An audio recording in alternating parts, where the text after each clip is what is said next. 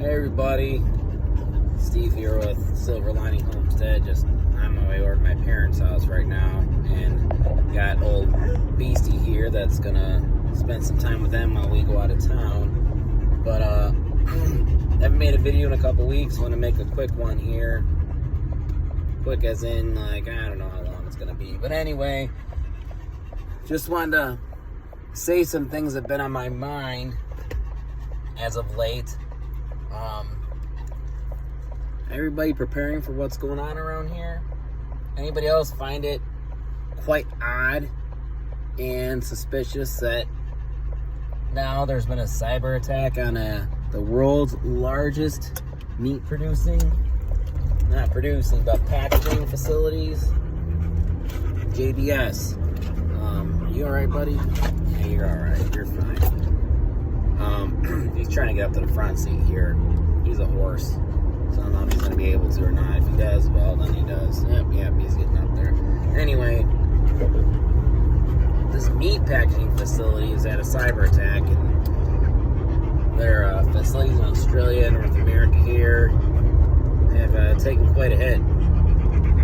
And I just find it odd that things that the far left wants to go after, fossil fuels, meat, it's too suspicious that those are hit by cyber attacks and by quote unquote foreign cyber attacks. Now,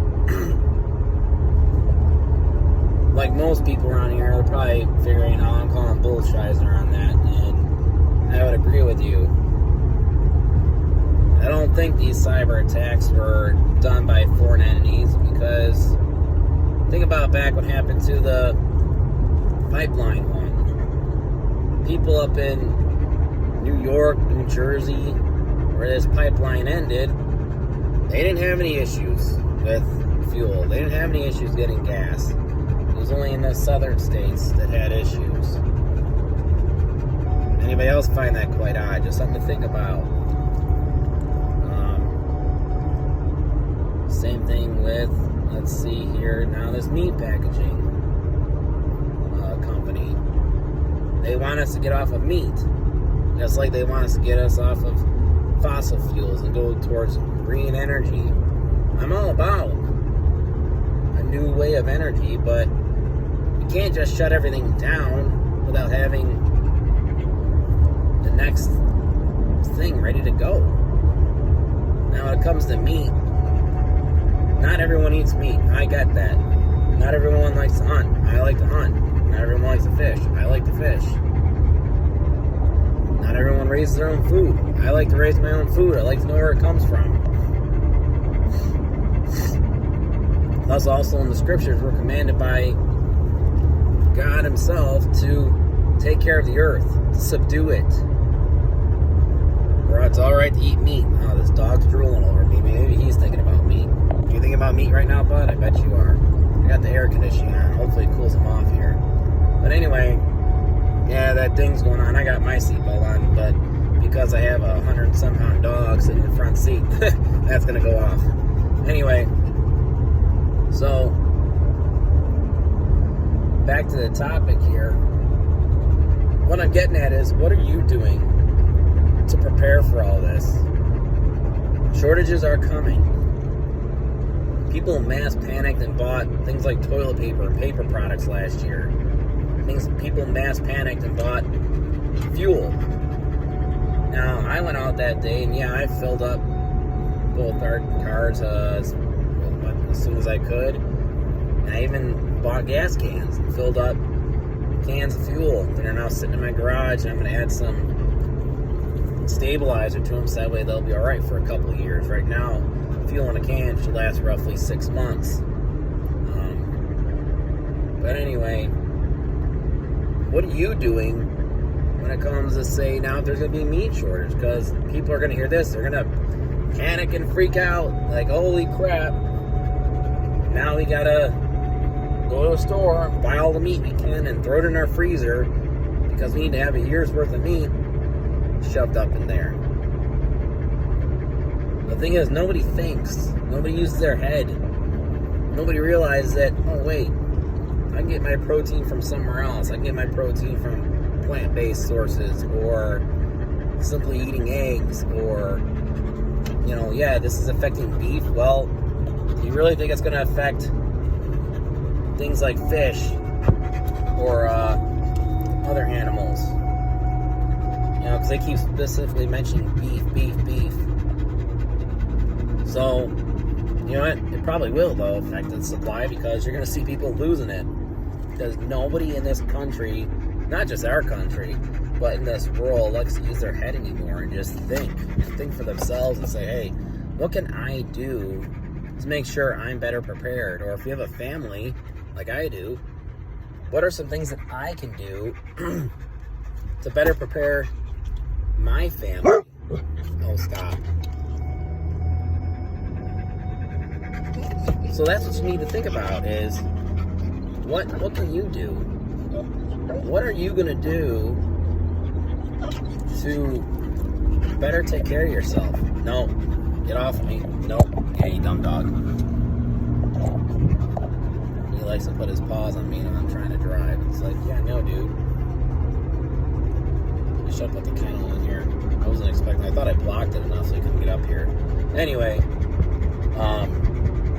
but he won't stick his head out the window. I can unroll the window and he won't do it. I don't know why, but he's a good boy. So, anyway, what are you doing? Are you planting your gardens? Are you planting things like beans or leafy greens, kales, other vegetables? There's plenty of vegetables, folks, that you can get protein from, and they come up pretty quick. Anybody know that a lot of your leafy greens will even grow in the wintertime? When we lived up in New York, I had kale growing, right? And when the snows came, the kale was still there. When the snows melted, guess what was the first thing that popped right back up? The kale. Guess what was there even when I dug away the snow to see what was there? The kale. So look at what you can grow. I grew a red Russian kale, so it was like a Siberian version, and it could take that cold. I live in the south now, so I kind of need to change around what I'm going to grow, what I'm going to plant. But what about eggs? Eggs are a great source of protein. Get yourself a couple chickens, or get yourself some quail. Quail eggs are delicious. And guess what? Quail, from the time they hatch to the time they're laying eggs, is only 6 to 8 weeks. That's right, 6 to 8 weeks, and you have a full-grown quail that's going to pump out roughly 2 eggs a day. I got a friend of mine who they're getting eggs like crazy, and I've had some. They are quite delicious. Or chickens. Get yourself some chickens. Look at your county and town ordinances. What can you do? Doesn't have to be a giant chicken breed. There's bantams that are quite quiet, and they're actually quite docile too. No, don't get in my face. I'm driving. Cut it out. So, that's all I wanted to say, folks. Just prepare. These shortages aren't going to stop. There'll be another run. There's going to be a next big thing. There's going to be a next, oh no, cyber attack. We got to shut this down now. But, like, let's talk about the pipeline. I haven't said anything about it, and I wanted to, but, I mean, I didn't make a video during it like I am now about the meat. But, anybody else notice that there's another pipeline going alongside of it that pumped oil too? Or how it was only the southern states that were affected. Think about that. Think about what was done. Just things don't make sense. Just don't want to make it go, oh, cyber attack. My wife told me, she's like, hey babe, that cyber attack on the pipeline, remember that? I'm like, yeah.